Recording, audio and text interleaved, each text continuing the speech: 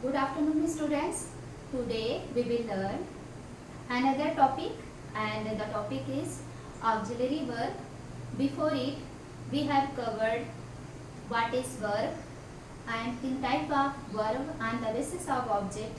We have also covered transitive verb and intransitive verb, and we have also learned about the forms of the verb. And today's topic is auxiliary verb. So let's start the class. Auxiliary verb, basically auxiliary verbs two types की हैं. एक तो lexical verb है and दूसरी जो होती है auxiliary verb होती है. वर्ब्स टू टाइप्स की होती है. एक आपकी लेक्सिकल वर्ब है एंड सेकेंड टाइप की आपकी वर्ब क्या है, ऑक्सिलरी वर्ब है. लेक्सिकल वर्ब को मेन वर्ब भी कहा जाता है. इसे जो है मेन वर्ब कहा जाता है.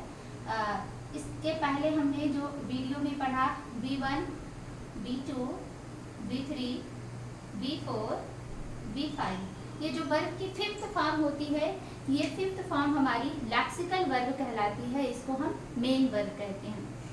ये जो लेक्सिकल वर्ब या मेन वर्ब होती है वेरी इंपॉर्टेंट रोल प्ले करती है सेंटेंस को फॉर्मेशन में. और कोई कहता है कि मेन वर्ब क्या है, तो मेन वर्ब हमारे सेंटेंस के फॉर्मेशन में वेरी इंपॉर्टेंट रोल को प्ले करती है. ठीक, तो इसके बारे में हमने प्रीवियस वीडियो में पढ़ लिया है. अगर किसी ने मेरी वीडियो नहीं देखी है तो प्लेलिस्ट में जा करके फॉर्म्स ऑफ द वर्ब के बारे में मैंने वीडियो बनाई है, उसको आप पढ़ सकते हो. यहाँ पर देख लो कि हमारी जो लेक्सिकल वर्ब है उसको क्या कहते हैं, मेन वर्ब कहते हैं. ये 5 टाइप की होती है, B1, B2, B3, B4 और B5. B3 को हम पास्ट पार्टिसिपल कहते हैं, मैंने बता दिया है इसको.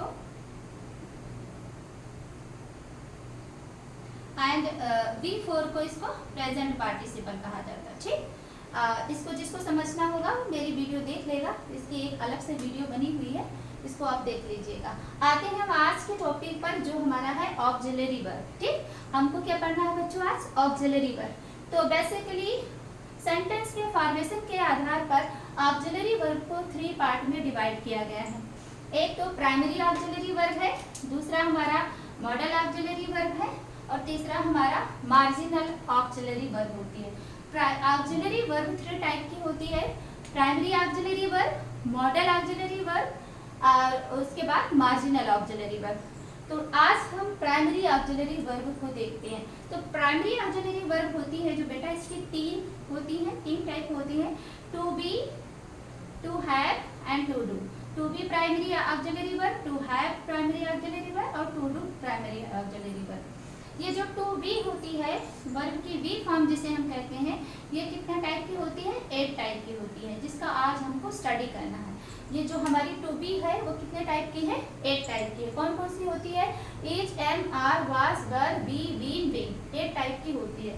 अगर कोई पूछे आपसे वर्ब की बी फॉर्म की कितने टाइप की होती है, तो बेसिकली 8 टाइप की होती है वर्ब की बी फॉर्म. नेक्स्ट हमारा जो है प्राइमरी ऑक्सिलरी वर्ब में टू हैव है, इसमें क्या आता है, हैज, हैव और हैड ये आता है. और डू फॉर्म में होता है डू, डज और डिड. इसको हम बाद में पढ़ेंगे. आज का हमारा टॉपिक है प्राइमरी ऑक्सिलरी वर्ब में टू बी फॉर्म. हाँ, तो be form verb be form की जो प्राइमरी ऑक्सिलरी वर्ब होती है बच्चों को 8 टाइप की होती है. कौन कौन सी, is, am, are, was, were, be, been and be. तो इनका प्रयोग क्यों किया जाता है. हाँ, तो इन द सेंटेंस फॉर्मेशन में प्राइमरी ऑक्सिलरी वर्ब जो होती है हेल्प करती हैं. किस लिए, helps the main verb to form tenses.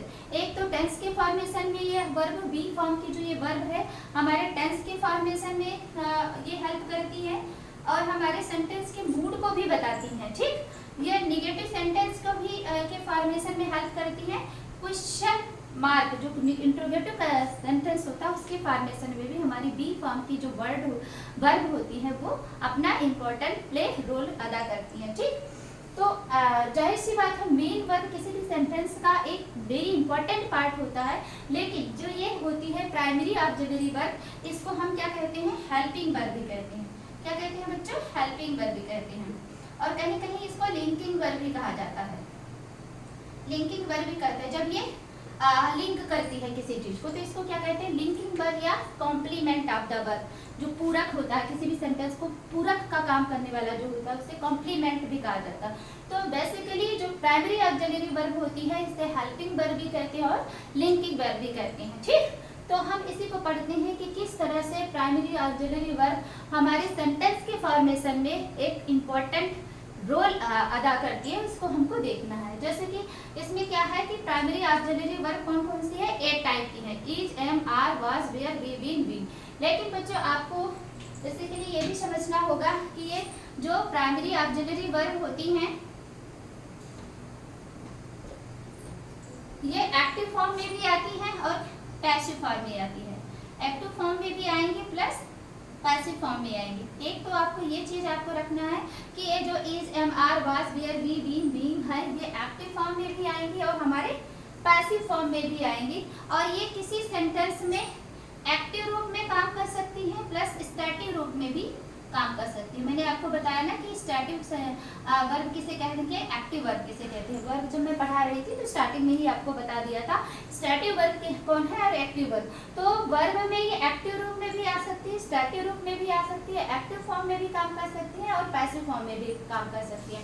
Plus ये आपकी मेन वर्ब भी हो सकती हैं। मेन वर्ब ये जो हमारी हेल्पिंग वर्ब है, प्राइमरी ऑक्सिलरी वर्ब है, आपके सेंटेंस में कहीं कहीं मेन वर्ब के रूप में आएगी और कहीं कहीं आपकी ऑक्सिलरी वर्ब के रूप में तो आएगी ही आएगी। ठीक, ऑक्सिलरी वर्ब के रूप में या लिंकिंग वर्ब के रूप में या सब्जेक्ट कॉम्प्लीमेंट के रूप में, सब्जेक्ट कॉम्प्लीमेंट के रूप में या वर्ब कॉम्प्लीमेंट के रूप में आएगी। तो कितने रूप में काम करेगी ये हमारी प्राइमरी ऑक्सिलरी वर्ब, एक्टिव रूप में भी आएगी, पैसिव रूप में भी आएगी। किसी सेंटेंस में एक्टिव रूप में काम करेगी, कहीं कहीं ये स्टैटिक होगी, हमारी वर्ब किस तरह की होगी, स्टैटिक रूप में काम करेगी। प्लस ये हमारे कभी कभी ये हमारे सेंटेंस की मेन वर्ब होगी, कभी कभी इसे ऑक्सिलरी वर्ब या लिंकिंग वर्ब या सब्जेक्ट कॉम्प्लीमेंट के रूप में भी इसका काम होता है। कहने मतलब डिफरेंट रूप से हम इसका मतलब यूज कर सकते हैं सेंटेंस में। चले आते हैं हम इसको एग्जाम्पल के थ्रू देखते हैं कैसे ये टेंस के फॉर्मेशन में इसका यूज होता है, वॉइस के फॉर्मेशन में मूड कैसे बताता है, एक्टिव वॉइस में कैसे यूज होता है, इसको हम डिफरेंट एग्जाम्पल में देखेंगे। ठीक, तो जैसे फर्स्ट एग्जाम्पल देखो, सी इज अ डॉक्टर। हाँ, जैसे सी इज अ डॉक्टर अगर मैंने यही लिख दिया कि my mother is a doctor, my mother is a doctor. ठीक, अब ये क्या है, ये हमारे सेंटेंस में किस रूप में काम की गई है, ये मूड को बता रहा है कि नहीं, हमारे सेंटेंस में मूड बता रहा है, सॉरी मूड नहीं बता रहा है, स्टैटिक वर्ब। ठीक, ये कॉम्प्लीमेंट के रूप में आई हुई है। ठीक, मूड कहाँ बता रहा है, क्योंकि ये प्रोफेशन को बता रहा है कि सी आपका क्या हो गया, ये आपका सब्जेक्ट हो गया, ये आपकी इज है वर्ब है और ये आपका ऑब्जेक्ट है। इसमें माई मदर आपका सब्जेक्ट हो गया, इज आपकी वर्ब हो गई और ये आपका ऑब्जेक्ट हो गया। अब मैंने आपको बताया कि जो ये प्राइमरी ऑक्सिलरी वर्ब होती है कहीं कहीं आपके सेंटेंस में मेन वर्ब की तरह काम करती है ना, तो इस सेंटेंस में देखो सी इज अ डॉक्टर। ठीक, सी इज अ डॉक्टर, इसमें केवल एक सिंगल वर्ब है। कल की वीडियो में भी मैंने बताया था कि यदि आपके सेंटेंस में सब्जेक्ट वर्ब ऑब्जेक्ट हो, केवल एक सिंगल वर्ब हो, तो उस वर्ब को हम कौन सी वर्ब मान लेते हैं, मेन वर्ब के रूप में मान लेते हैं। तो यहाँ पर ये सेंटेंस में अगर कोई पूछे आपकी ये ऑक्सिलरी वर्ब है कि मेन वर्ब है, तो ये आपकी कौन सी वर्ब हो गई, मेन वर्ब के रूप में काम करेगी, क्योंकि ये सिंगल एक वर्ब आई है। प्लस ये क्या है, सब्जेक्ट कॉम्प्लीमेंट के रूप में भी काम कर रही है। दोनों सेंटेंस कॉम्प्लीमेंट के रूप में काम कर रहा है। कैसे कि ये सब्जेक्ट के बारे में, सब्जेक्ट का ही पूरक है, सब्जेक्ट के बारे में ही इसमें बातें बता दी गई है। सी इज अ डॉक्टर, वो एक डॉक्टर है, या my mother is a doctor, मेरी मॉम क्या है, एक डॉक्टर है। तो ये सब्जेक्ट की कॉम्प्लीमेंट है, पूरक है, सब्जेक्ट के बारे में ही यहाँ पर बताया गया है, उसके ही बारे में कुछ आगे इन्फॉर्मेशन। इसमें एक्शन नहीं है बेटा, this is not action verb, इसमें एक्शन नहीं है। अगर ये my mother is working very hard, अगर ऐसा कुछ होता तो वो एक्शन होता, क्योंकि मेरी माँ क्या कर रही है, एक्शन कर रही है, हाँ काम कर रही है, कुछ वर्क कर रही है, लेकिन यहाँ एक्शन नहीं है। ये आपकी स्टैटिक वर्ब भी कह सकते हैं। कौन सी वर्ब है, ये स्टैटिक वर्ब के रूप में है, क्योंकि इसमें एक्शन नहीं है। प्लस ये क्या है, सब्जेक्ट कॉम्प्लीमेंट के रूप में है, सब्जेक्ट के बारे में ही इसमें बताया गया है, सब्जेक्ट के बारे की ही डॉक्टर क्या है, इसी सब्जेक्ट के बारे में बात की है, इसमें कोई एक्शन नहीं हो रहा है, इसलिए एक्शन वर्ब इसे नहीं कहेंगे, इसको एक्शन वर्ब ना करके कॉम्प्लीमेंट, सब्जेक्ट कॉम्प्लीमेंट हुआ है तो इसे कॉम्प्लीमेंट कहेंगे। प्लस ये इज इस सेंटेंस में क्या है, मेन वर्ब की तरह यूज हुआ है। ठीक, आपको इतना समझ में आया कि अगर आपके सेंटेंस में कोई एक वर्ब होगी तो उस वर्ब को हम कौन सी वर्ब मान लेंगे, मेन वर्ब मान लेंगे। अगर आपके सेंटेंस में 2 वर्ब है तो आपकी जो मेन वर्ब होगी हम उसको मेन वर्ब मानेंगे। मेन वर्ब आप कैसे पता चलोगे, जो आपके मुख्य V1 V2 V3 V4 V5 जो हम लोग पढ़े हैं वो सारी वर्ब, जैसे हंसना, रोना, गाना, पीना, ये सब क्या है, मेन वर्ब है। ठीक, तो हमारे सब्जेक्ट कॉम्प्लीमेंट के रूप में ये सेंटेंस काम कर रहा है।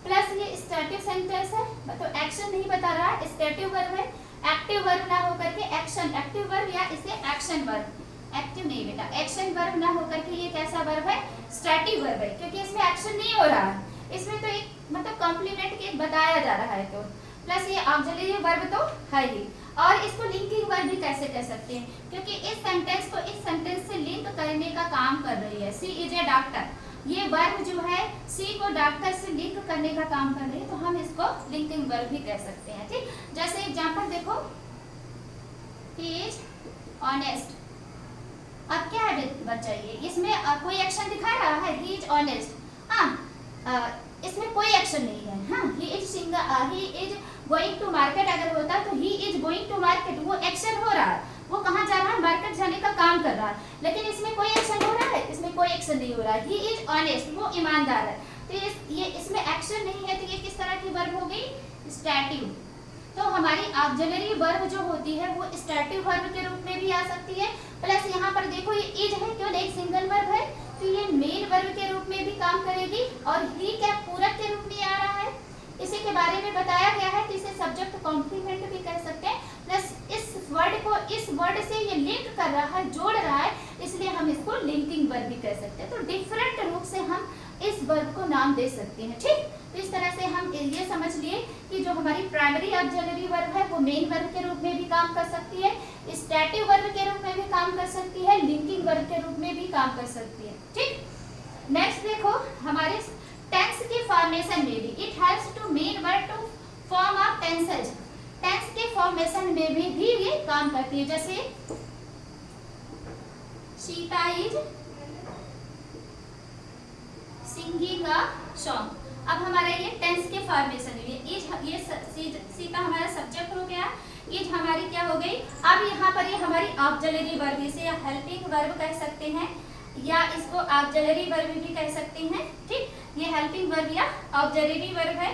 प्लस ये सिंगिंग क्या हो गई, हमारी मेन वर्ब हो गई, और ये हमारा ऑब्जेक्ट हो गया। तो टेंस के फॉर्मेशन में हमारे ये वर्ब जो है काम आती है। तो ये क्या हो गया, हमारा मेन वर्ब हो गया, और ये हमारा ऑब्जेक्ट हो गया, और यहाँ पर ये टेंस के निर्माण में अपने योगदान दे रही है, इसलिए इसे हेल्पिंग वर्ब या ऑक्सिलरी जिसे कहते हैं सहायक क्रिया, ये क्या है, सहायता कर रही है एक सेंटेंस के कंप्लीट होने में। तो Sita is singing a song, Sita एक गीत गा रही है, तो टेंस के फॉर्मेशन में हो गया कि नहीं, टेंस के फॉर्मेशन में इसका यूज किया जाता है। नेक्स्ट क्या है, ये से वॉइस बनाने में, हाँ एक्टिव से पैसिव वॉइस में कन्वर्ट करने में भी इसका यूज किया जाता है।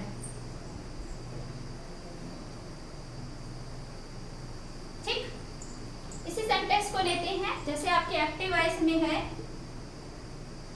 Sita sings a song. अब आपको इसका पैसिव बनाना होगा तो क्या होगा, पैसिव में आप ऑक्सिलरी वर्ब लगाए बिना आपकी पैसिव नहीं बनेगी। पैसिव में क्या करोगे, a song is sung by Sita. ठीक, तो आपके पैसिव फॉर्म के फॉर्मेशन में पैसिव वॉइस के आपको इज की जरूरत पड़ी ना, तो इज एमआर वाज देयर जो है पैसिव वॉइस में भी इनका यूज किया जाता है। एक तो आपके टेंस के फॉर्मेशन में यूज किया जाता है, प्लस पैसिव वॉइस बनाने में भी हमारी जो ऑक्सिलरी वर्ब या हेल्पिंग वर्ब होती है ये पैसिव वॉइस के फॉर्मेशन में भी हमारी हेल्प करती है। नेक्स्ट देखो बच्चा, ये मूड को बताती है। मूड मतलब क्या होता है, किस मूड में है। हाँ, जैसे मैं कहूँ कि आई एम हैप्पी, मैंने बोला आई एम हैप्पी, तो मेरी मूड कैसा है, मेरा मूड क्या है, हैप्पी है, तो आई के साथ ही केवल एम लगता है। ठीक, अब इसको कैसे आपको पता चलेगा कहाँ कहाँ पर कौन सी वर्ब लगेगी। जैसे बेटा इसमें है, पहले इसको आप समझ लो तो हम मूड को समझेंगे, पहले इसको समझ लेते हैं। Is am are, is am और आर, ठीक। तो इसमें से इज हमारे सिंगुलर के लिए यूज होता है, आर हमारा प्लूरल के लिए यूज होता है, जहां पर आपका प्लूरल सब्जेक्ट होगा, ठीक। प्लूरल सब्जेक्ट होगा वहां पर आर यूज करेंगे। प्लस आई के लिए हम क्या यूज करते हैं, एम का यूज करते हैं। और ये इज एम आर किस में आता है, कौन से टेंस में यूज होता है, प्रेजेंट टेंस में, ठीक। प्रेजेंट टेंस में, प्रेजेंट टेंस की जो भी फॉर्म होगी, प्रेजेंट इंडेफिनिट में, कंटिन्यूअस में, जो भी है, और परफेक्ट में नहीं यूज होती है। तो जिसमें प्रेजेंट टेंस में कहने का मतलब ये पास्ट में यूज नहीं होता है। जैसे Sita is singing a song, ये कंटिन्यूअस टेंस में हो गया ना।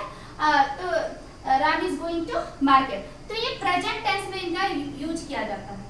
तो इज एम आर और आर का यूज किया जाता है प्लूरल में। जैसे यू आर अ प्लेयर, तुम एक खिलाड़ी हो। अब आर का यूज कहाँ किया गया, प्लूरल में। इज का यूज प्रेजेंट टेंस सिंगुलर में किया जाएगा, आर का यूज प्रेजेंट टेंस प्लूरल में किया जाएगा, और जहां पर आई होगा उसके साथ केवल एम का यूज किया जाएगा। ये तो हमारा हो गया इज एम आर का यूज। अब वाज वेयर का यूज कहां पर करेंगे, वाज का यूज बच्चों हमारा पास्ट टेंस में होता है। जो भी पास्ट टेंस होंगे वहां पर वाज का यूज करेंगे। वाज का यूज पास्ट टेंस सिंगुलर में करेंगे, और वर का यूज, ये वर वाला यूज पास्ट टेंस में ही करेंगे, इसमें प्लूरल में करेंगे। प्लस ये सारे सेंटेंस एक्टिव से पैसिव वॉइस बनाने में भी हेल्प करते हैं, ठीक। ये was were is am are, इनका प्रयोग किसमें किया जाता है, एक्टिव से पैसिव वॉइस बनाने में भी किया जाता है। और जो है इस तरह से हमारी बी, बीन और बीइंग है, बी है, ये सिंगुलर वर्ब होती है। तो मेन वर्ब की फर्स्ट फॉर्म जहां पर होगी, सिंगुलर वर्ब प्रेजेंट के लिए इसको यूज किया जाता है। और ये इसको पास्ट के लिए यूज किया जाएगा, और इसमें कंटिन्यूअस जो दिखाएंगे बी, वहां पर इसको यूज करेंगे, ठीक। पैसिव फॉर्म में इसको यूज करेंगे। तो ये आपकी ये हो गया, ठीक। अब आपको बताया गया है ये मूड, कि हमारी जो ये ऑक्सिलरी वर्ब बी फॉर्म वाली verb is am are was were be been being होती है, ये हमारे टेंस के फॉर्मेशन में हेल्प करती है। प्लस क्या करती है, वॉइस को बताती है, जिसको हमने समझ लिया। अब इसमें दूसरा है मूड बताती है। मूड मतलब अवस्था बताती है। जैसे मैंने कहा I am happy, you are sad. हाँ, अब अवस्था है, इसमें मूड को बता रहा है कि आई एम हैप्पी, मैं हैप्पी हूँ। तो मूड को बताने का काम ही काम करती है ये हमारी auxiliary verb. You are sad, sad mood को बताने का भी काम हो रहा है। तो आप जो है वो क्या है, सैड है। तो जब मूड को बताता है, टेंसेस को बताता है, वॉइस को भी इसमें फॉर्मेशन में हेल्प मिलती है इसमें, ठीक। नेक्स्ट देखो, इसमें बता रहा है कि नेगेटिव सेंटेंस के फॉर्मेशन में भी हमारी जो ऑक्सिलरी वर्ब है वो काम करती है। कैसे ये नेगेटिव सेंटेंस के फॉर्मेशन में काम करेगी, एग्जाम्पल के थ्रू देखते हैं। The children were playing in the field. बच्चे मैदान में खेल रहे थे। तो वाज और वर है। अगर हमारा सिंगुलर है तो हम वाज लगाएंगे, प्लूरल है तो वर लगाएंगे। जैसे की बात है, चिल्ड्रन मतलब क्या हो गया, ढेर सारे चिल्ड्रन है, और यहाँ पर जो है हम क्या लगाएंगे, वर का यूज किए हैं। वर का यूज किए हैं ना, क्योंकि चिल्ड्रन मतलब कई बच्चे हैं। तो the children were playing in the field. अब यहाँ पर वर हमारी हेल्पिंग वर्ब हो गई या ऑक्सिलरी वर्ब हो गई, ठीक। और हमारी ये प्लेइंग जो है ये क्या हो गई, मेन वर्ब हो गई। ये हमारा क्या हो गया, ऑब्जेक्ट हो गया। ये हमारा है सब्जेक्ट। तो आपको मैंने बताया कि ये जो होती है नेगेटिव सेंटेंस में कैसे करेंगे। तो इसमें देखो, the children were not playing in the field, playing in the field, ठीक। अब देखो, नेगेटिव सेंटेंस के फॉर्मेशन में भी इन्होंने इसी का अपने हेल्पिंग वर्ब या ऑक्सिलरी वर्ब का यूज किया है। तो हमारे सेंटेंस में ये टेंस के फॉर्मेशन में, वॉइस के फॉर्मेशन में, मूड को बताने में, प्लस नेगेटिव सेंटेंस के फॉर्मेशन में, प्लस क्वेश्चन बताने में, इंट्रोगेटिव सेंटेंस के फॉर्मेशन में भी हमारी जो ये वर्ब है यूज होती है। इसी को हम कर देते हैं, इंट्रोगेटिव सेंटेंस बनाएंगे। तो इसी को जस्ट हम इसी सेंटेंस का बनाते हैं। तो क्या हो जाएगा, हमारे इंट्रोगेटिव सेंटेंस में जो हमारी ऑक्सिलरी वर्ब है वो क्या होती है, सबसे पहले आ जाती है। उसके बाद हम सब्जेक्ट लगाते हैं। वर द चिल्ड्रन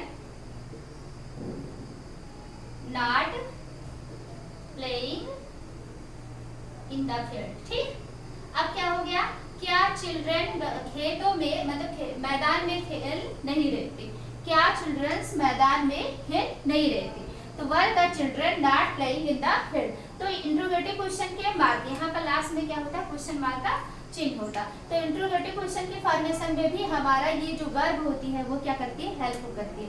तो अब हमने अभी तक सीखा तो कि ऑक्सिलरी वर्ब को हेल्पिंग वर्ब भी कहा जाता है, कहीं कहीं ये मेन वर्ब के रूप में काम करती है और कहीं कहीं ये लिंकिंग वर्ब या सब्जेक्ट कॉम्प्लीमेंट के रूप में भी काम करती है।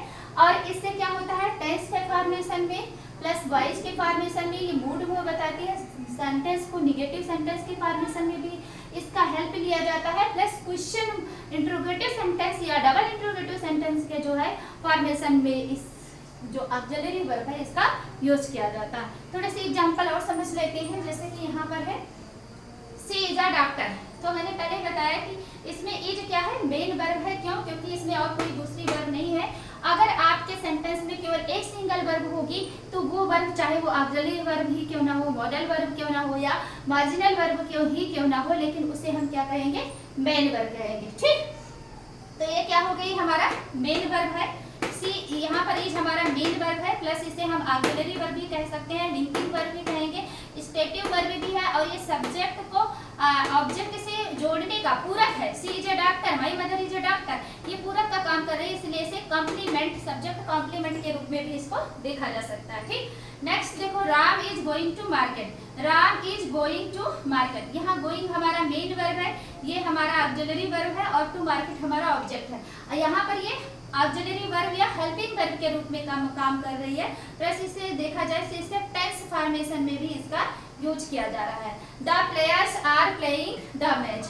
हाँ, जहाँ पर आपका क्या होगा, प्लूरल सब्जेक्ट होगा, हम आर का यूज कर दिए, the players are playing in the match. इसमें प्लेइंग आपका मेन वर्ब है और ये हमारी क्या है, ऑक्सिलरी वर्ब है। ठीक, माई ब्रदर वाज सैड, मेरा भाई दुखी था। अब देखो यहाँ पर मूड बता रहा है, हमारी जो ऑक्सिलरी वर्ब होती है मूड को बताने का काम यहाँ कर रही है कि मेरे भाई का मूड कैसा था, मेरे भाई का मूड सैड था। ये माई ब्रदर सिंगुलर है इसलिए हम वाज लगाए हैं। अगर दे होता, दे वर सैड, यहाँ प्लूरल होता तो हम क्या लगा देते, वर का यूज कर देते। ठीक, नेक्स्ट देखो, he has been punished daily. ये देखो हमारी पैसिव फॉर्मेशन में भी हमारा सेंटेंस में जो है हमारी ऑक्सिलरी वर्ब का यूज हो गया। He has been punished daily, उससे डेली पनिश किया जाता है। ठीक, a letter will be form हमारा प्रेजेंट में यूज होता है। कहाँ यूज होता है, प्रेजेंट फॉर्म, प्रेजेंट में हमारा बी फॉर्म यूज होता है। जैसे a letter will be written, एक लेटर प्लस पैसिव फॉर्म में तो सारे, मैंने कहा कि ये सारी वर्ब जो ऑक्सिलरी वर्ब है ये जो है इतनी चीजें tense, voice, mood, negative sentence, interrogative sentence plus stative verb,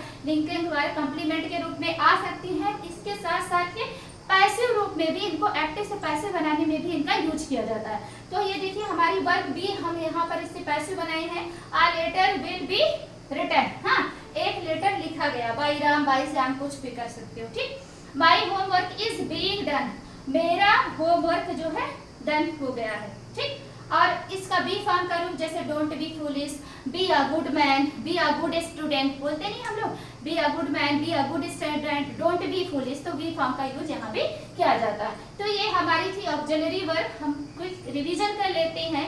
auxiliary verb क्या होता है बच्चों, ऑक्सिलरी वर्ब जो होती है तीन होती है, बी फॉर्म होती है, हैव फॉर्म और डू फॉर्म होती है। तो आज का हमारी क्लास क्या थी, बी फॉर्म थी। बी फॉर्म में 8 ऑक्सिलरी वर्ब होती है, मतलब कि is, am, are, was, were and उसके बाद है बी, बीन और बी। ये हमारे क्या है, बी फॉर्म की, ये रूट वर्ड है बी का, बीइंग होता है। ठीक, तो इसका प्रयोग कहाँ पर किया जाता है, इसका प्रयोग एक्टिव में भी किया जाता है। ये सेंटेंस में एक्शन को भी दिखा सकती है, स्टैटिव वर्ब के रूप में भी प्रयोग किया जा सकता है, ऑक्सिलरी वर्ब और लिंकिंग वर्ब के रूप में, स्टैटिव वर्ब के रूप में भी प्रयोग किया जा सकता है, प्लस ये सेंटेंस में मेन वर्ब के रूप में भी काम करती है। ये सेंटेंस को टेंस के फॉर्मेशन में योगदान देती है, वॉइस मतलब पैसिव बनाने में, सेंटेंस के मूड को बताने में, नेगेटिव सेंटेंस और क्वेश्चन मार्क को इंट्रोगेटिव सेंटेंस के फॉर्मेशन में भी ये हमारी जो ऑक्सिलरी वर्ब होती है वो हेल्प करती है। नेक्स्ट क्लास में बच्चों हम सीखेंगे verb do have, to have के बारे में। इसके 3 होती है, हैज, हैव और हैड, कहीं कहीं हैविंग भी होता है। और डू फॉर्म, डू, डिड और डन के बारे में सीखेंगे। मॉडल ऑक्सिलरी वर्ब हम बाद में सीखेंगे। कई मॉडल ऑक्सिलरी वर्ब होते हैं, जैसे will shall can could may might shall should और आर्ट टू मस्ट, ये सब क्या होती है? मॉडल ऑक्सिलरी वर्ब होती है। मार्जिनल वर्ब जो होती है used to, need and dare, ये सब क्या होती है? मार्जिनल वर्ब होती है। तो आई थिंक्स आज आपने ऑक्सिलरी वर्ब के टू बी फॉर्म को अच्छे से समझ लिया होगा। इफ आपके किसी प्रकार की क्वेरी आपके पास रह गई हो जो आपको समझ में ना आया हो तो आप उसको क्लास में पूछ सकते हो। सो नेक्स्ट वीडियो में हम टू हैव जो वर्ब की फॉर्म होती है to have and to do, इसके बारे में डिस्कस करेंगे। And okay, thank you.